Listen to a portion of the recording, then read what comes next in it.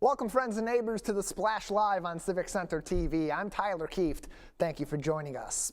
Greater West Bloomfield sunshine brings friends and neighbors back to the great outdoors, and in the city of Orchard Lake Village, a chance to reconnect with nature and the trails of history close to home. Jake Schaff has more.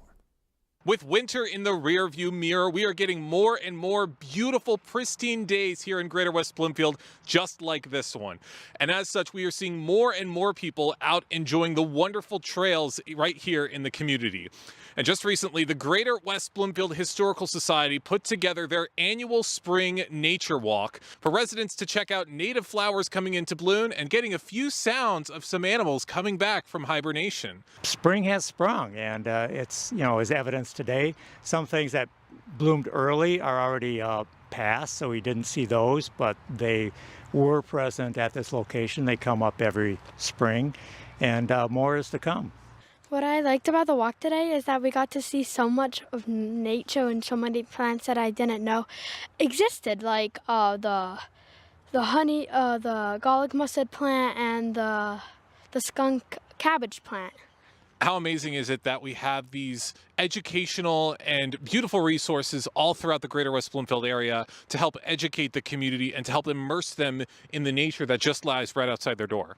That is amazing. Not every single city gets to have something like this, so it's really special that West Bloomfield and Orchard Lake get to have something like this, and the kids get to learn about it too. From my perspective, my opinion, it's like, gee, there's more to life than just staring at your phone all day. There are plenty of times here and other locations where we walk where, it's a beautiful day and there's lots to listen to or look at, and the people are walking, looking down at their phone. It's just they're not taking it all in and embracing nature. It's a perfect day, and we've been here many times, and it's just great to come here and come again. I'd like to come here and see a dozen people on the trail, at least, because it's usually blank. And it's wonderful to be here all by myself, but I feel bad for the people who don't get to experience it. It's very relaxing and healthy and worth the effort to come. It's real, it's more real than on your phone. You can use your phone to, identify something, that's helpful, but it still doesn't replace actually being here, put your feet on the ground and take one step at a time. There's beautiful sights everywhere you go, and you really feel a sense of calm and a sense of enlightenment when you are walking on these trails. And it's amazing to see programs like this one showcasing what truly lies in our backyards here in West Bloomfield and creating an even deeper appreciation for nature. For Civic Center TV, I'm Jake Schaff. Just something about those first few days where you get the sunshine and the warmth. It's not terribly hot like you get in the later parts of the summer, or humid and muggy. You just feel good getting outside, getting that sunshine, and so many great resources in our community, from the West Bloomfield Trail to, of course, the Orchard Lake Nature Sanctuary, for you to get out of the hustle and bustle of everyday life and into nature. That is such a critical part of what people love about our community here in Greater West Bloomfield, and why people move to our community here close to home as well. Great story, Jake. In the classroom, an exploration of creativity, technology, and some friendly competition as well between some of the Greater West Bloomfield's young minds and technology that they are bringing to life each and every day. Jonathan Montgomery has the story. I am here at the 2026 Laker Bot Festival happening at West Bloomfield Middle School. Now, the theme of this year is Unearthed, which blends robotics and archaeology. I stepped inside to look at how this event is shaping the young minds of this community. So the Laker Bot Festival is for 1st through 3rd grade, and what it is a Lego Robotics League that is run throughout the elementary schools. So we have West Bloomfield schools here as well as Farmington Hills schools. So they all have their own robotics that they've created, and they're having a blast here working on it. So one of the great things about our robotics program is that the kids get to be creative and that they get to learn more about a specific topic. So every year we have a different theme. This year's all about archaeology, and they are learning all about different jobs in the world. So it's supposed to have real world connections to not only be able to learn about the coding, be able to build with the Legos, but also to think, oh, do I want to be an archaeologist when I get older? Do I want to be a site manager? Do I want to go into paleontology? So it introduces them to things that they wouldn't hear in the classroom. Although these students may be small, they have big imaginations. And what have you learned here today at the Laker Bot Festival? That archaeology is fun and we can build new things with different artifacts. Can you tell me a little bit more about the digs that you've been building? My Lego dig site has different diamonds and dirt, and it has a device that you can. There's a site manager and geologist. The site manager is telling geologists where the diamonds are. The Laker Bot Festival is more than just learning robotics, but it shows us that when we invest in the young minds of this community, the possibilities are limitless. For Civic Center TV, I'm Jonathan Montgomery. You think what you did in school was cool. Those are some cool projects, great competition, a lot of learning, and these kids are so thirsty to learn more about robotics, build some of those skills, and explore some possible career or at least extracurricular paths as they go further in their education in Greater West Bloomfield. More from the West Bloomfield Robotics Program is available by following the West Bloomfield School District on their Facebook page at West Bloomfield Schools or on their website on wbsd.org. Get dressed up in your snazziest suits, find the biggest, loudest, showiest hat in your closet, and watch the big race while helping support local classrooms. The Kentucky Derby is coming to Greater West Bloomfield with the West Bloomfield Educational Foundation at the Kentucky Derby Gala happening this weekend on May 2nd. I spoke to Juliet Joswick from the West Bloomfield Educational Foundation for a special preview of this new event and to learn more about how fundraisers just like this impact much more than just our local classrooms. Juliet, thanks for coming on the show. Thank you so much for having me. Happy to have you on to talk about this. It's a big fundraiser. It's replacing one of the biggest fundraisers. It was always a big show and a big night in Greater West Bloomfield at Casino Night. But this is a new and an exciting gala for people to attend that they can enjoy a little bit of the fanfare without having to do all the travel. And the best part about it is it supports our local classrooms. Give us the basic details of this Kentucky Derby Gala. Sure. Well, you're right. The foundation successfully hosted Casino Night for over a decade. We would raise about $30,000 every year and be able to, give that back to the teachers so they can buy materials that kind of get the students fired up about learning. But then we started to get a little bit of feedback. Event fatigue is a term that it was new to me, and so people were kind of hinting that they were ready for something new. And so right about that time, we actually joined an association of educational foundations. So we met up with people from Walled Lake and Birmingham and Taylor, other school districts that had educational foundations. And, they were making 3 times what we were making. And albeit some of these districts are larger than ours, it just really kind of started a fire under us. And so they shared their success stories with us, their event strategies and the tips, and it kind of, got us kind of motivated to do more, to do something different. And so how does this differ from some of those other efforts, both in what you're looking for in terms of the event and how you feel that this will attract people to not only come out to the gala, but also to donate in the process during the gala, before and afterward to the foundation? Can I tell you my why first? Because Sure. I think that's important. So while some people might think that, oh, hey, we're just going to make education better for 5,000 West Bloomfield students. Schools are anchor institutions and they drive economic prosperity. They increase property values and they kind of foster a community that, really everybody really wants to be a part of. So that was kind of like the why. And we think it's going to be different because we've done the Casino Night for the past 10 years. We changed the time of year. It used to be on a Friday, now it's on a Saturday. It's a absolutely completely different vibe from Casino Night. So if you didn't really like gambling. Well, this is just, watching the race. There's just other aspects to it that just make it a little bit more refined, a little bit more lighthearted. And again, it's more of a day event because the Derby happens at 7 p.m. And what do these fundraisers ultimately go to support? The foundation does support initiatives in the classroom that are in some way spearheaded by the teachers, but in general, when people donate to attend this event or they donate beyond this event, where do those funds ultimately go? Great question. So in October, we open up a grant process. So teachers and staff members, they follow a very strict rubric that we ask for so that we can get full information of what the teachers are asking for. And very specifically, these teachers need to answer, hey, are you fulfilling the 4 C's that our West Bloomfield School District came up with? And those 4 C's are critical thinking, communication, collaboration, and contribution. I think the buzzword in the news lately is critical thinking. And so the materials that these teachers are asking for specifically address the learning materials will help students with critical thinking and communication and in collaboration, things that make our community better, not just economically, but culturally.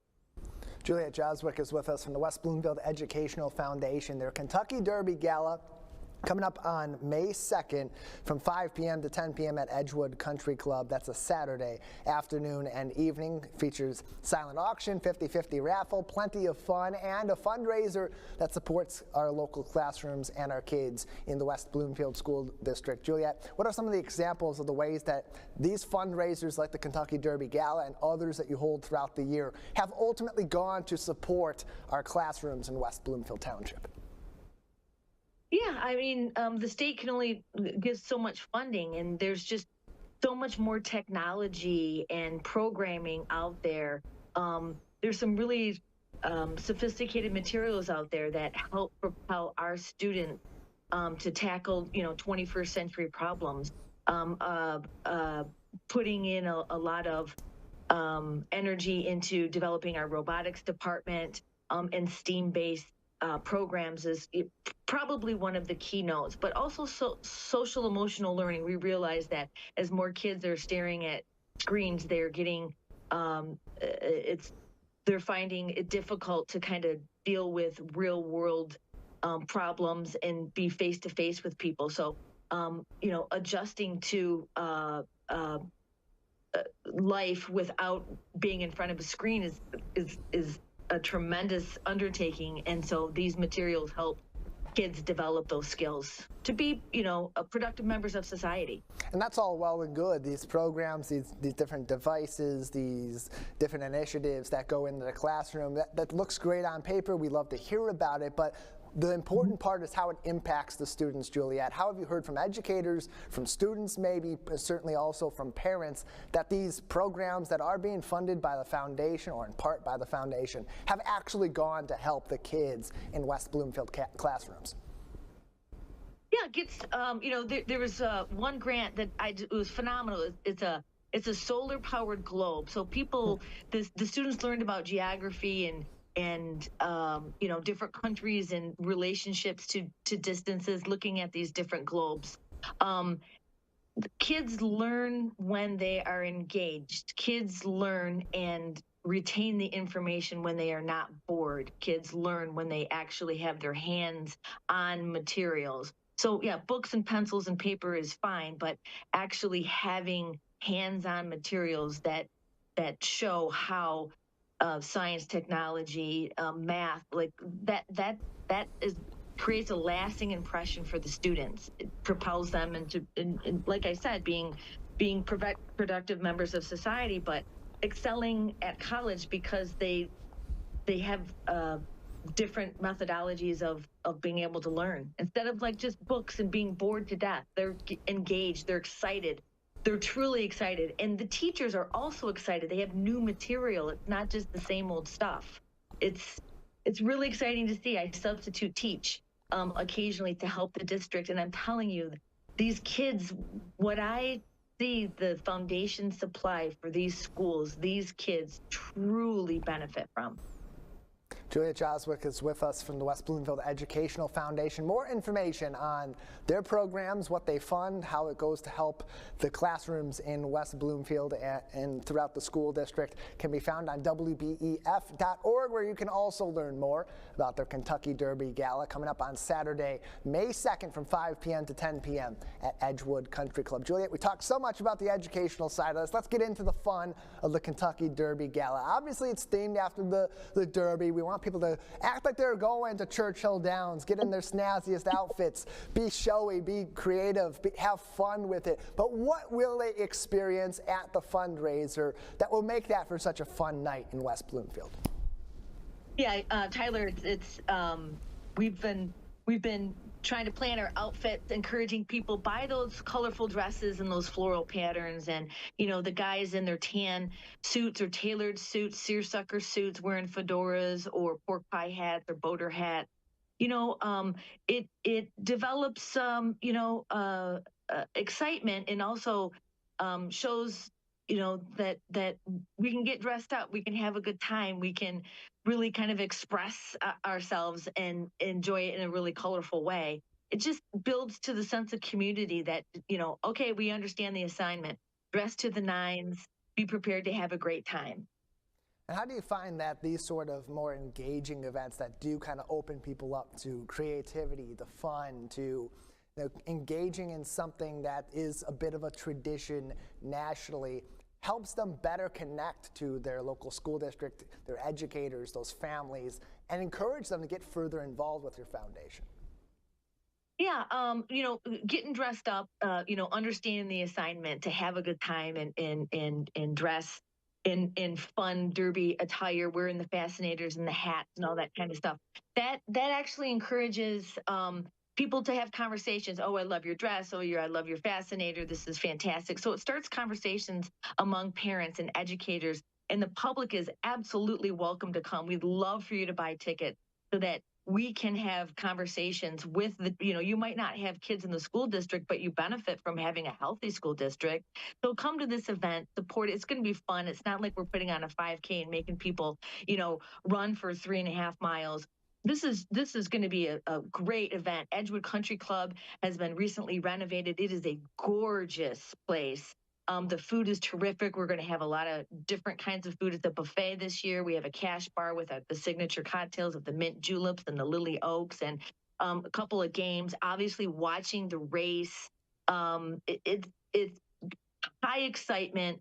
Also, we have 50 Amp Fuse. They are like a very well-known local band. I think it's like a 6 or 7 piece band. So it's going to be just a lot of excitement. We are, of course, it's a bit of a celebration, but we also want to connect with the community. We want to talk about what the West Bloomfield School District needs, and how other people, again, you don't necessarily have to have kids in the district, but I mean, everybody should care about education, because it really is the cornerstone to a good community. So come on out and get involved. We absolutely love volunteers, and we love the participation from the general public. And especially in our day and age now, where state funding for our schools is always a bit of a question mark, always a toss-up when we get to budget season for our local school districts. Certainly the federal funding in recent years has definitely been a big question mark for its future. Why is now a more important time than ever for people to get involved in maybe their local educational foundation like the WBEF, to provide sort of the bridging of those gaps that may be present now or may be present in the future for our school funding? Yeah. Funding, schooling, education, it's pretty complicated, and there's a lot of layers to why funding is dropping off here and where the need is here. And we have a decreasing population in the state of Michigan, and addressing those challenges, financial challenges, like on a one-on-one basis, when you'll have some of the school district folks there. Are we all going to want to talk about important things about like financing and school reform and all that stuff? No, but it will give you certainly an overview of why we're doing what we're doing, because we we realize that there's challenges, and we've all heard, start local, grassroots effort. That's kind of what we're doing. We're not complaining about the school system on a national or a state level. We're fixing the issues now on a local level, which is the very best that we can do. And there's something to be said about getting involved and seeing firsthand what are the needs of your school district, so that whether you're campaigning for office, whether you're advocating for certain programs or others to your local school district, you are informed about what are the needs of those kids, and you can fight for it yourself at the grassroots level. Juliet, if people want to get involved, they want to show up to the Kentucky Derby Gala or otherwise get involved with the West Bloomfield Educational Foundation, what are those first steps they should take? Sure. They can contact us by going on our website, wbef.org. There's a couple of spots where you can say contact us. And yeah, just start out with an email. If you have, we'll take anyone's time, talents, or treasures. So obviously, just plain old volunteering, help us get auction items. If you have the financial wherewithal and you can donate. But putting on this event, pretty stressful, but also an absolute ton of fun. We have seen the generosity of our local businesses. We have sponsors that have been very generous, and specifically our local Kego, West Bloomfield, Sylvan Lake businesses have really stepped up to the table and given in a lot of different ways to helping the foundation. They understand that having a strong school system means that you have a strong local economy. Can't stress that enough. Really can't. And so many people move to Greater West Bloomfield for the schools that are available in the local area, including the West Bloomfield School District, getting involved, helping out those classrooms, bolstering those educational opportunities for our kids, all something that they can do by attending this fundraiser or by joining the West Bloomfield Educational Foundation otherwise. Juliet, thank you for your time. Appreciate it. Thank you so much. Lots of fun out at Edgewood Country Club coming up on May 2nd. That's May 2nd all evening long, not just on the race time for the Kentucky Derby, but so much fun, activities, games, raffles afterward, a chance for you to raise some money to support local classrooms and these initiatives that do go a long way to enhance the classroom experience for so many students, and of course supplement some of the supplies that our teachers need to provide excellent lessons each and every day across classrooms all throughout the West Bloomfield School District. If you can't attend, or you are going to attend, or you just heard about this and want to learn more, whatever the case may be, more information is available, wbef.org, or follow the West Bloomfield Educational Foundation on Facebook and Instagram at West Bloomfield Ed Foundation. Close to home, big decisions on the way for our young adults as the school year comes to a close.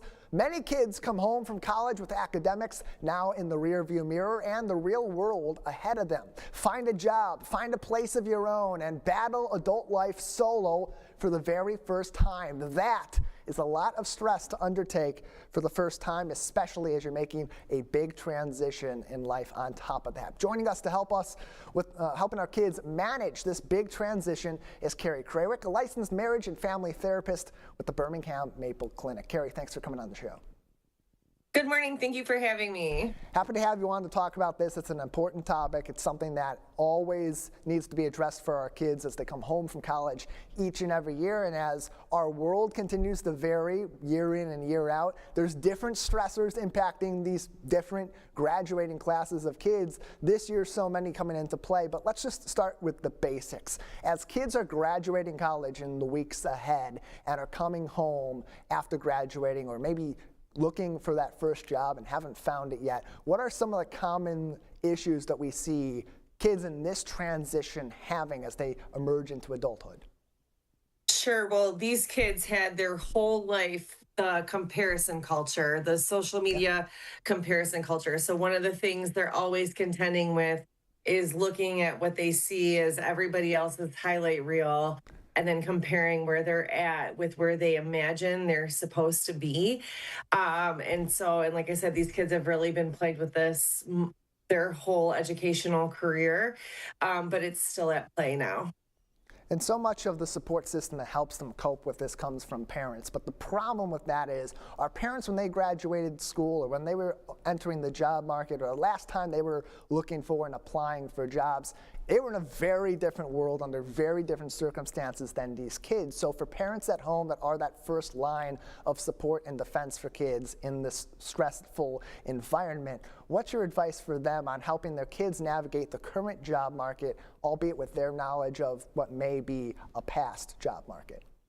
Well, I think for both the kids, the adult kids, and their parents, it's of course setting reasonable expectations and also being open and honest about what your fears are, what you're doing, or what you're seeing and what you're looking at. I think probably a generation before, not the people who are parents of teens now, but even a generation before that, even if you got a degree in a certain discipline that might not necessarily be the discipline you worked, kids right now feel this pressure. You know, if I got a degree in engineering, then I therefore must be an engineer, as if that's my identity. But that's not really true. Like, if you can consider the stuff you learned as amazing tools and the programs you went through just to create discipline and add to your education, any job you could actually go to and say, like, I'm capable and qualified, and not limit yourself to just one certain identity just because that's what your major was in and that's what you think you're supposed to end up. And just across the board, managing stress is so much a careful balance of mentally processing real and present threats and perceived threats. And when it comes to something new, like entering the job market, looking for full-time work, especially after you're no longer in school and kind of have that be your primary driving force, what elements necessarily are there, those real threats that are out there, or what is really perceived as threats in this current job market, are particularly affecting the mental health of our college-age kids that are graduating and now looking for those first jobs? Sure, I think both for people who are new in the job market, but also people who have been in it for a long time, it's really doing a like cost benefit analysis of what do you stand to gain, what do you stand to lose, and what are your realistic expectations. Like you said, like there can be a lot of stress added when you feel like you're deserving of so much, or you feel like this is what other people get, or this is what you're supposed to get, or what you were somehow promised and what you're being offered. But if you can just look at it in a little more reasonable way, like like what do I gain? You might gain a little bit of experience, you might gain an opportunity to do two things at a time or something and kind of dabble in a couple things. So like look at the gains versus the losses and be able to weigh those is definitely going to be more helpful than getting laser focused on some rigid expectation. What do you find are the most effective and practical strategies for people to approach this job market nowadays with all the different factors that play into it while protecting their mental health while they go through what can often be a long process? Yeah, I think exactly that is like, always, you know, I've been on with you many times before, and I always say like happiness equals reality minus expectation. So look at the reality and adjust the reality to, you know, not just what you're seeing on other people's social media, but the real reality. And plan to take time, plan to maybe take something less than what you thought you were going to get, or maybe take a couple things and get started and just use it as an extended opportunity to learn and grow and not get so rigid. I think what we see, like, especially like I said, with social media and comparison culture, is that we look at like, you know, 20-year-old billionaires and we say, oh my God, this is what we're supposed to be doing. But that's not really the reality. The reality is there is a bit of a struggle. There is a bit of learn and an opportunity to just like grow and exercise. And you're not going to make it on the first day.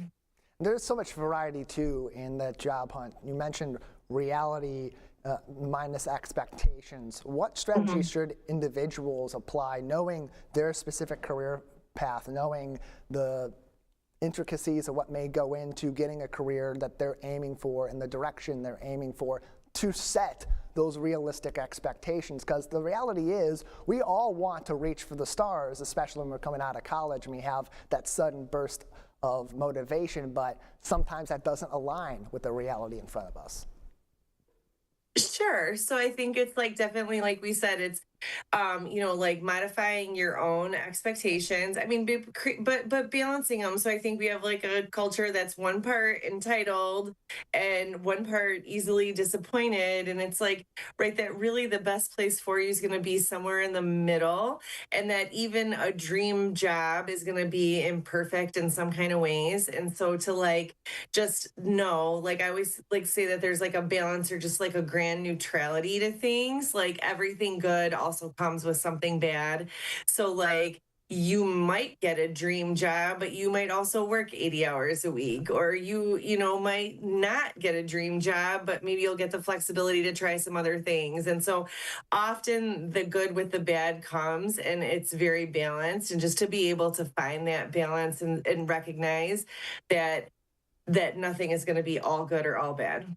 Carrie Krawick is with us from the Birmingham Maple Clinic, a licensed marriage and family therapist, joining us on the show as we talk about entering the job market for our college-age kids who are graduating either this week, next week, or in the weeks ahead and are looking for the first job after they complete their schooling. More information and contact info for the Birmingham Maple Clinic is available on their website, birminghammaple.com. Carrie, as kids are managing, looking for these jobs, trying to apply, getting interviews, getting rejections and acceptances, what are some of those early signs they should be looking out for as they're internalizing their feelings and they're thinking about their mental health that may be signs that this is taking an extra toll on them and they need to take some steps back? So we would definitely expect, if it's hard in the beginning, any transition we expect to be hard, it should feel a little hard. So if you have some sleepless nights, if you have some anxiety, if you have some panic, or if you have some kind of like even depression or avoidance, like we would expect some of that. So what we always look for is sort of like how long and strong does it last? So initially there might be a period of time where there's those experiences, but what we'd like to see is them dissipate over time. And if they continue on and on and on and on, even after some time has passed, then that's certainly like a cause for pause and an opportunity to get into some therapy, or maybe even an opportunity for a parent to raise some concern and see if they can be helpful.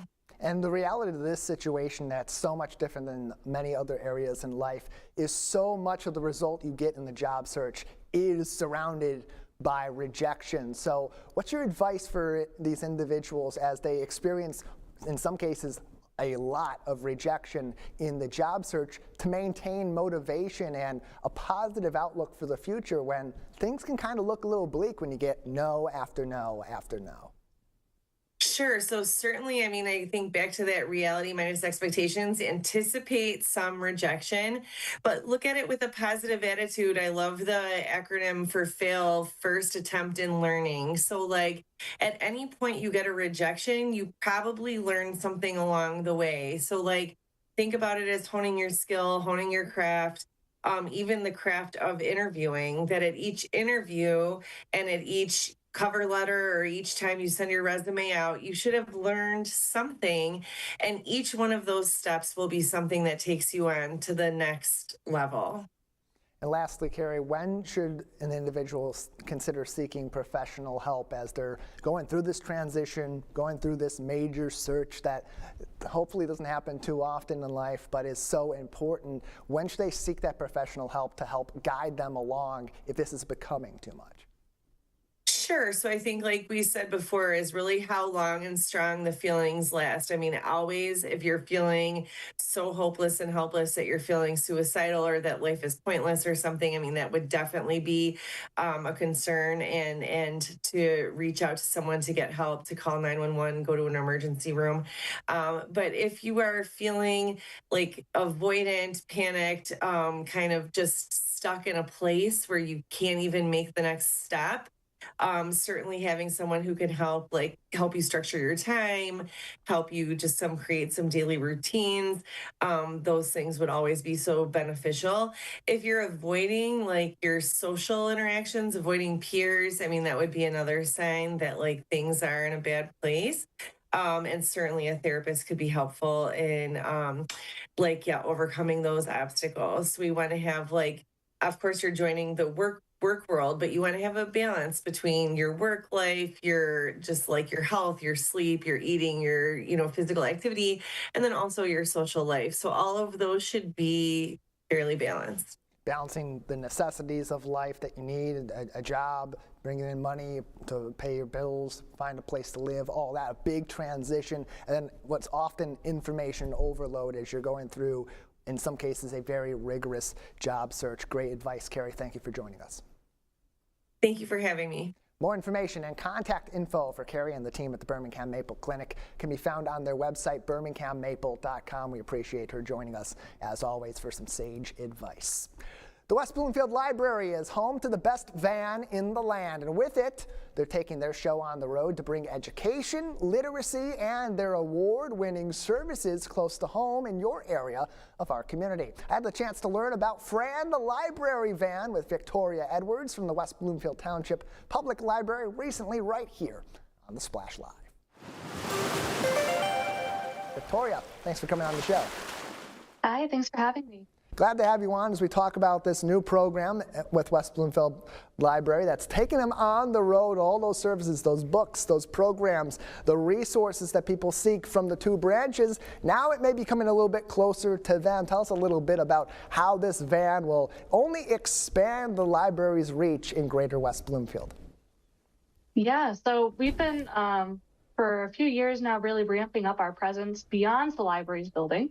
Obviously, we've got two branches and we do a lot of programming, a lot of collections here, but not everybody has easy access to the library all the time. So we've expanded our outreach over the last few years, and the van is really going to help us continue in that expansion and make it easier for our staff to bring the library to the community and make it more visible when we're out in the community.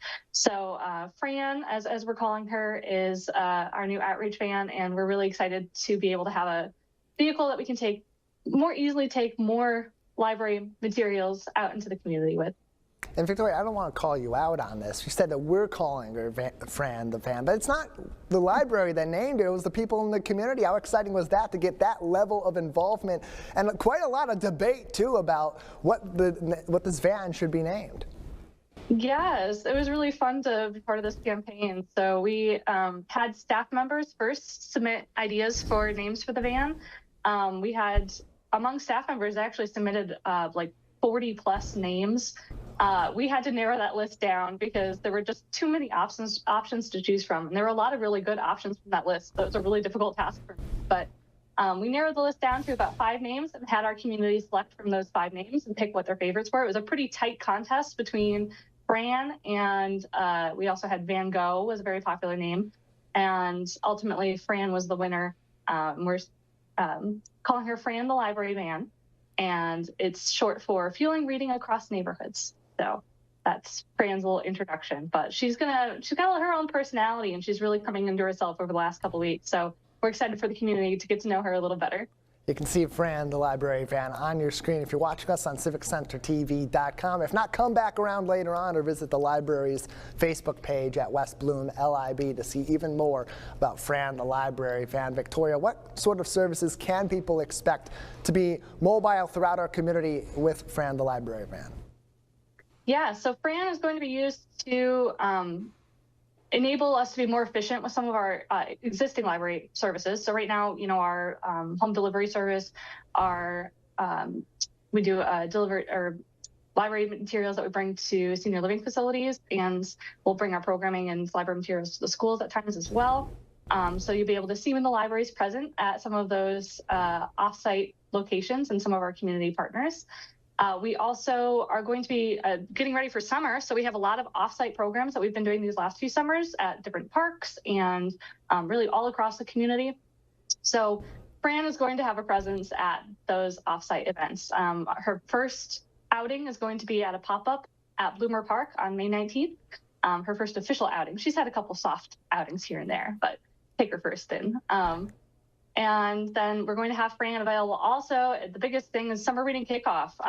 We're getting ready to go with summer. I think everyone is ready for a change of season here. So June 6th, we'll have Fran the Man at our summer reading kickoff just to be a sort of a mascot and a presence for people to see that new library extension.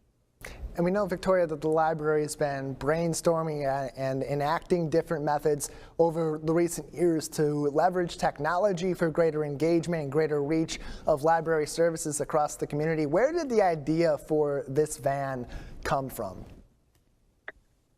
We've been talking about getting a van now for years, so it was really a matter of being able to pull this off. Fortunately, we had a generous bequest by Ruth and Stanley Elbling and an additional donation from Gary Davis in memory of Sally Davis that allowed us to purchase this van entirely through donor funds. So that was really, really cool to be able to offer to our community a little earlier. And we were also you may have noticed the tattoos on the side of Fran here. She's got a couple tats. There's some artwork that was created by Slow Gin Fizz. Nicole Ray is the artist's name. And she did some illustrations of our main library and of the West Acres branch that we put on the side of the van as well. We really want this to be a community vehicle. So it's representative of the community. It's part of the library that goes out into the community. And we're just excited to be able to continue in our community-centered services and keep going down that path. Victoria Edwards is with us from the West Bloomfield Township Public Library, introducing Fran, the library van, which will be on the road all throughout the community, introducing her to all 4 of the Greater West Bloomfield area communities throughout the spring and the summer ahead. We mentioned some of those events coming up. And Victoria, earlier on, you had mentioned a really good point, too, about how not everybody can get out to the main library or out to the West Acres branch for this service or the other. And this does really help them out. But in your calculations with the library staff, and as Fran begins to get mobile throughout our community, who do you expect will be getting the most benefit of these services now being available mobilely through Fran, the library van? It's hard to pinpoint the exact community. I think everyone's going to come to love Fran, hopefully as much as I do. But we're going to especially see her being used with in partnership with our schools and students in attendance of those districts. Families, I think, will come to really see Fran out and about in the community. And then also, we're taking her, to senior living facilities, and she's allowing us to take a lot more sort of materials and programming out into those communities too. So I think both our families and our seniors in this community are going to benefit from Fran's presence here. It's going to be great too, because you're going to be able to get that engagement at so many different events. You're going to be able to show some of these services out and about that maybe people won't know about by going into the West Acres branch or into the main library, or if they haven't been there in a number of years. So how does this van then factor into combining with all the other new technologies that are already being brought into the library and will be in the weeks, months, and years ahead to, as has been the goal for many years, bring the library into the modern age and anticipate what's coming forward? Yeah, I think the library is already doing a lot of work, and the van just lets us demonstrate the work that we have to more community members, more people who might not have been able to reach us as easily before. We have, as you mentioned, our e-library services. We have an app now. We're doing a lot of, I think, really innovative programming, trying to do more STEM programs and really working on building literacy from the ground up in the community. So I think Fran is just part of that slate of services that enables and empowers the library to really be a community-centered library in the 21st century here. And of course, right now, introducing Fran to the community, those services that are going to be available mobilely through the library all throughout the year, using Fran, the library van. That's where you're at right now, as this has become a new service through the West Bloomfield Township Public Library. Long term, what are some of the goals for how Fran, the library van, will be of benefit not only to the library and its community engagement, but to those that the library serves across our community? Yeah, I mean, it's going to help us, really on the staff side, it helps staff to not have to take their personal vehicles to a lot of these offsite programs that we're doing. It helps them to be able to have a large space that we can tote library materials in. We have things like a tent, a large tent and large signage that can sometimes take up a considerable amount of space in your vehicle. So we're really excited to have Fran for that. And on the staffing side too, we'll also be using her, to kind of help our maintenance team when they need to pick up really large orders to help improve the services available in our library system. So Fran's going to be doing some late work there. She's going to be doing some grunt work and toting materials here and there. But ultimately, I think the biggest thing that helps Fran move across the community is just sort of as this a new figure, a new member of our library team. We've added her to our staff page, and she has a little biography there as well. We have a new page on our library website for the library van where you can find updated information about the programs that the van will be attending. And she's got a little biography at the bottom. So if you'd like to get to know her a little bit better, she's a dynamic figure. She doesn't like car washes, damaged library books, or potholes, but she's big on traveling. She loves to collect library cards, and we also say she likes to break dance or breaking. Very nice. Fran, the library van, you can see her on your screen. You can see her at the main library right now and soon all throughout the community. Victoria, anything else we should know about these new services coming from the West Bloomfield Township Public Library? Biggest thing is just to mention, if you're looking for Fran out in the community, to go to that webpage. That's on our library website, wblib.org. If you go to our services page, or if you just search on the website for library van, you'll see Fran's page, and you'll get to learn a little bit more about her, but also see all the events that she's coming up to here. We're working on our summer tour plans right now, so we'll have more announcements about that in the coming months. Well, Victoria, we appreciate you joining us to introduce us to Fran, the library van. We'll hopefully get out and about with Fran very soon to see how she's integrating into the community and how the community is benefiting from this new service from the library. Appreciate your time. Thank you. I appreciate it. For more information on Fran, the library van, including when you can see her out and about in the community this spring and summer, find more info on wblib.org or follow the West Bloomfield Township Public Library on both Facebook and on Instagram at West Bloom LIB. August 4th begins a busy election season across the great state of Michigan, with primaries for key state and local positions making headlines nationwide. Close to home, a decision for voters that impacts education across the county, with Oakland schools proposing a regional enhancement millage aimed at providing additional funding to local school districts such as the West Bloomfield schools for a variety of potential uses. Joining us for some insight on the millage from the West Bloomfield School District is Superintendent Dr. Danya Bazzi, as well as Public Relations and Communications Director Andrea Frank. I want to thank you both for joining us today to provide the community with some of the basics and answer some of their questions as they get ready for the August election. Thank you for having us. Happy to have you on to have this discussion. So much discussion already in the community about this, as we're just a couple of months away from that August 4th primary. Dr. Bazzi, I want to start with you. Can you provide in simple terms to the community some of the basics of what this regional enhancement millage proposal is? Yeah, so the regional enhancement millage is the ability for school districts collectively as a county to pursue per pupil dollars. This is different than, let's say, a bond or a sinking fund, which those funds are restricted to capital improvements, for maintenance of buildings and things of that nature.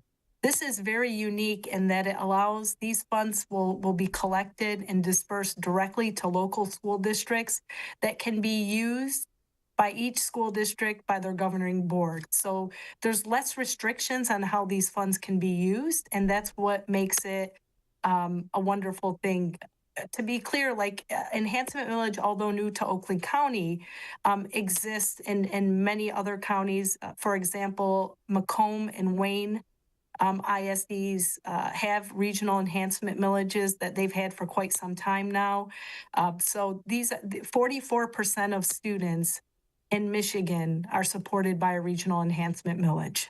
And those all throughout the state as well, including Midland County in the mid-Michigan area, Kalamazoo and Ottawa County, Muskegon County on the west side of the state. This is not necessarily an uncommon practice. Dr. Bazzi, from your knowledge now, speaking with other school districts from the Oakland schools perspective, why was now the time when they would go to local school districts like West Bloomfield asking them to approve putting this on the ballot for voters this August?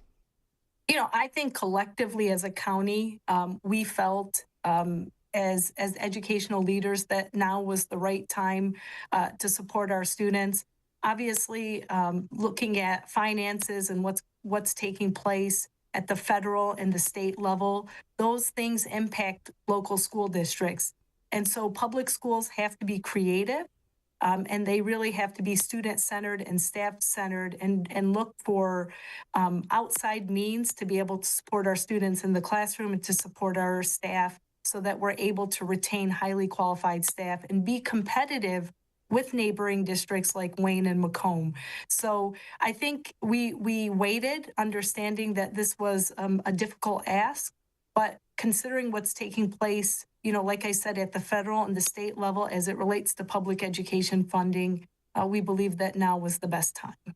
Andrew, I want to go to you on this now because it's a very different proposal that's on the ballot this election than we've seen for millage funding in the past or bond funding in the past from the West Bloomfield School District directly. This is through the Oakland Schools Intermediate School District, or ISD. It's very different than the bond proposals that were put before. But for the voters, what are they deciding on from the financial side that would be maybe different than what was proposed in the past from the school district with those bonds that have now led to new projects such as Chico and Doherty construction? Good morning. Thank you, Tyler. Great question. So one of the main differences between like a sinking fund and a bond compared to the enhancement millage is that our teachers and our staff could really benefit from this enhancement millage based on increasing or, you know, being competitive, like Danya mentioned, with teacher salary. If we can keep that talent in West Bloomfield School District, that's what's going to make us competitive. And right now, that's really why we're pushing for this. And there's so much information already out there about this from Oakland schools directly. They do have a website set up with frequently asked questions, oaklandenhancementmillage.com, where voters can get some of the basics about this, contact info from Oakland schools and others behind this proposal to get some of their questions answered. But so much of this has to go back to our local school districts for these parents, for these kids, for these educators specifically. Andrea, if people in our community do have questions, do have concerns about this, want to address that with the school district, what mechanisms are in place from West Bloomfield schools to answer those questions from the voting public before they go to the ballot in August? Sure. The website is a great resource for, you know, frequently asked questions, but we're always available, phone, email. We have great resources like this program right now to just get the information out there to the public. The absentee ballots will be ready on June 25th and election day is August 4th. Dr. Bazzi, I want to go back to you on that. Oh, please continue. Go ahead. I'm so sorry. I was just going to add that there will be regional informational meetings that will be set up. Okay. That people can come to and ask particular questions. You know, I think one thing that we've heard a lot from so far in the community is, you know, what are the plans for these dollars? And that's a very simple question. The plans for those dollars will look different for each of the 28 districts that make up Oakland County. And so each of those have local control that will be determined by, you know, that will be recommended by the school district, but then governed and oversaw by the boards of education. Our strategic plan, for example, in West Bloomfield school districts, our guiding map, and all of our spending is aligned to that. And what that focuses on is safety, academic programming, mental health supports, and retaining high quality staff, ensuring that our students have the best programming available. So a lot of times, you know, I hear what's the plan, and while, you know, listing out those things is enough for some, it's not enough for others in the sense of, you know, a detailed thing. That's the beauty of this. Each year when a budget is formulated, That's when the work begins for the Board of Education, as well as administration and teachers and principals and support staff come together to say, you know, how are we aligning our spending to our strategic plan? But what's good in West Bloomfield maybe looks different in a northern Oakland County school district. And so I think, as Andrea said, our door is always open. We love to chat with our community, stop by, schedule some time, and we would be glad to answer those. But there will be informational meetings that will be available to the community where they can come in person or via Zoom, and we'll be pushing those out in May and June. And it's a real concern for people in the community how these funds, should they come back to the West Bloomfield School District by way of this vote passing affirmatively in August. What say would the individuals from the West Bloomfield School District, stakeholders like parents, educators, even students, have in working with the school district to direct this funding that would come in from their tax dollars? You know, I think what's important is at the end of the day, this conversation completely revolves around students, doing what's best for our students. And if approved, these resources would directly support the educational experience of every child, not only in our district, but every single child in Oakland County. That's what's unique about this enhancement millage. This touches every single student in Oakland County. And obviously, those things, as I discussed, would be focused on staffing, programming, safety, and other supports that would be provided via input, via our stakeholder surveys, our meetings. When we develop a budget, there's a lot of stakeholder input that comes through to make sure that we're providing experiences to our students. Like, for example, one thing that was important to our community coming into the West Bloomfield School District was a continuation of Magnet. What happens in the middle school for some of our most advanced learners? And now you see that we've created a program at the middle school called Advanced Pathways that set our students up for success and get them on the path to take advanced AP courses and college courses when they get to West Bloomfield High School. So those things come about as a effort of the community, and you can see those things happen in the past. These dollars will further support those efforts to make sure that our community continues and our school district continues to provide our students and staff with the best resources available.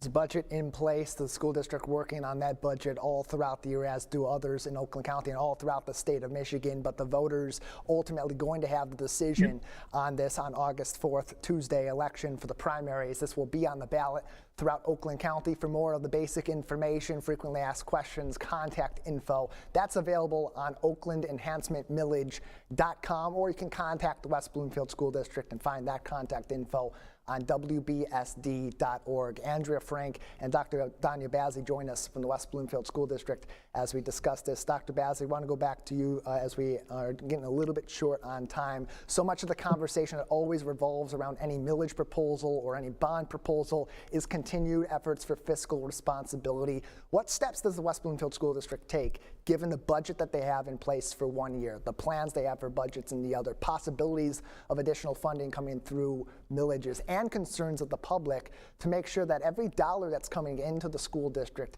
is being used as efficiently as possible? You know, one way is obviously, as a school district, we adhere to the highest accounting standards for school districts. We're regularly audited every year, where any additional funds that come in, like your bond and sinking fund, those are specifically audited each year to ensure that the spending is in line with those programmings. But more important than the technical side of making sure that we're adhering to it, it's are we aligned to our strategic plan? If our spending is not aligned to our strategic plan, I think that's where it's easily seen that we're going off course. When you look at our past budgets, you see a strong investment in early childhood literacy, in preschool. You see a huge investment in secondary mathematics. So those are all areas that the data has identified that those are areas of improvement and growth. And over the past 3 years, we've seen that growth firsthand in our data. Our students, of course, are more than a test score. There is a sense of belonging in West Bloomfield School District. We have the best students, the best staff. And I think when you go through the budgeting process, you really have to make sure that things are aligned to the things that you say you're going to do and that the community sees those things. At the end of the day, this is our job is to provide the information as it relates to the enhancement millage to make sure that our voters are informed when they go to the ballot box.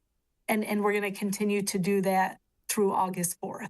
Lastly, Andrea, I want to go back to you on this one because that information is going to be so critical for our voters to be able to make an informed decision one way or the other come August 4th. Dr. Bazzi earlier mentioned some of the informational sessions that Oakland schools will be holding. Is there any additional locations on the web, on social media, or informational sessions that may be on the docket in the future for the West Bloomfield School District? And if so, where may people go to get information from the school district directly?